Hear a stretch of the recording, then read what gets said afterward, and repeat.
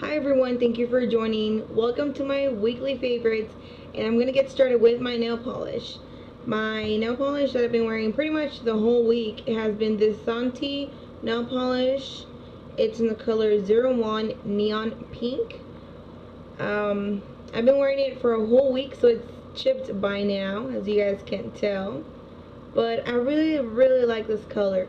It's just perfect for the spring now, and I don't know, I really like the neon pink. I don't know if you guys can tell on camera, but it is a really true neon pink. I love it. Then I have 6 favorites. 1, 2, 3, 4, 5, 6. Yes, I have 6 favorites and 1 regret. The first favorite is this Tarte Clean Slate Poreless 12-Hour Perfecting Primer. I got the trio, the sample trio, or the deluxe size sample trio from Sephora.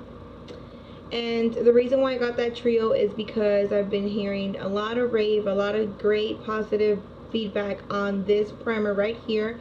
And I have heard that it's comparable to the Professional from Benefit.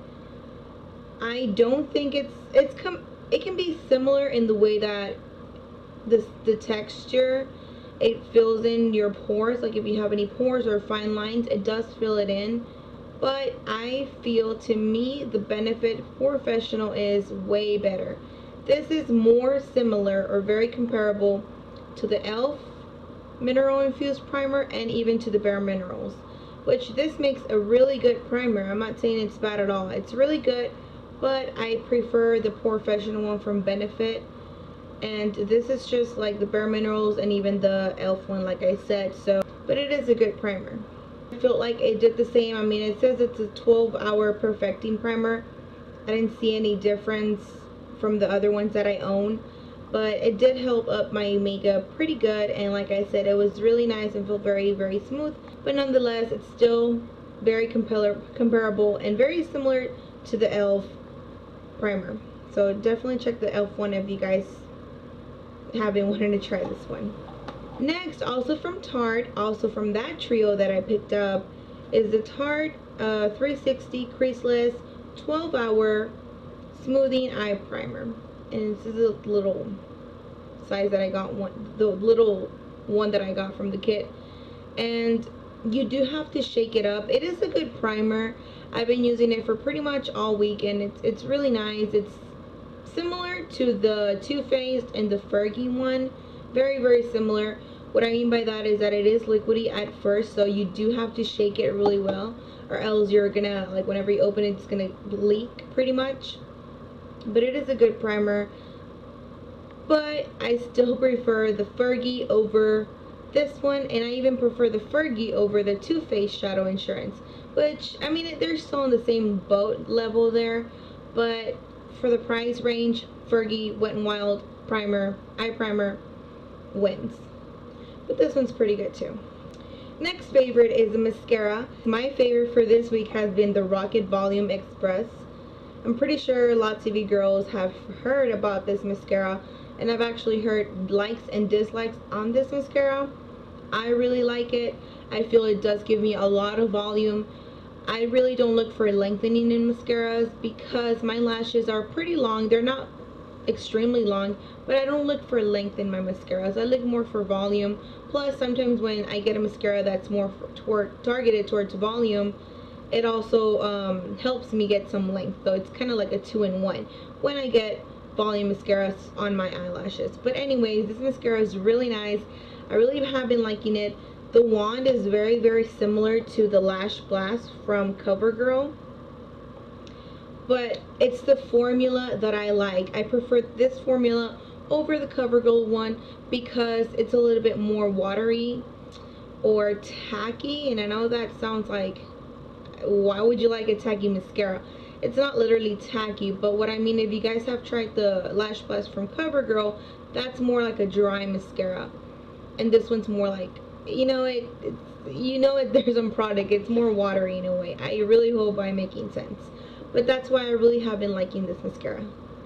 Next is this Anastasia Beverly Hills, and this is a clear brow gel, and I also bought it on a little kit with some tweezers that I needed, but I really have been liking this, and I've been using it for my eyebrows, and I really have been loving the way my eyebrows have been looking with this thing on. I haven't changed anything on my eyebrows. I actually have a tutorial showing you how I do my eyebrows, but in that tutorial I don't have them this dark though, but it's pretty much the same way I've been doing it. And if you guys are interested to see that video and how I shaded my eyebrows, I'll link it down below. But this is a new thing that I've actually added to my eyebrow, you know, routine or whatever, and it's a clear brow gel. Now it really keeps my eyebrows like there. I've never had a problem where they're fading away. Luckily I haven't had that issue, and that's because my skin has been a bit oily now. I haven't had that issue. But with this, I just feel like I kind of like whenever I want to take off my makeup, they're still there, and I kind of like have to press it on a little bit more with my towelette. And let's just say like this, I mean, it's a really long wear mascara or clear brow gel, and I really like it. So if you guys have been looking for a brow gel and don't mind the price, this one was $10, and it came with some tweezers at Sephora.com. Or you can buy the full size for 22 bucks, but like I said, I don't know if I'll spend that much money on a brow gel. But anyways, yeah, this is a favorite. And then my last favorite is this Sally Hansen Cuticle Massage Cream with apricot oil. And it looks like this. I really have to thank a fresh tube Tanya, which she also does YouTube videos. If you guys haven't seen or gone to watch her videos, I'll link her channel down below, that way you guys can go watch. And in one of her videos she mentions that she likes the cuticle massage cream. She liked this one, and the moment I heard that, I just had to go and get me some, because my cuticles were really bad, and now they're really good, and it's thanks to this cream. You guys can tell I already have like a dip in there. I use this every day. It's just this orangey or apricot colored whatever.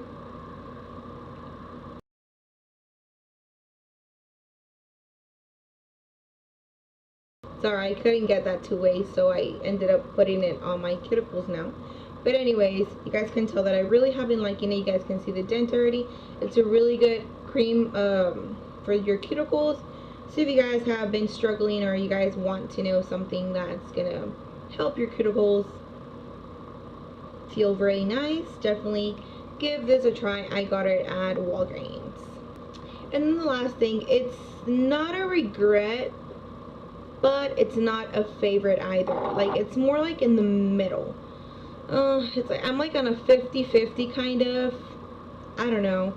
And I'm talking about the Lasting Finish 25-hour foundation, and it's this one right here.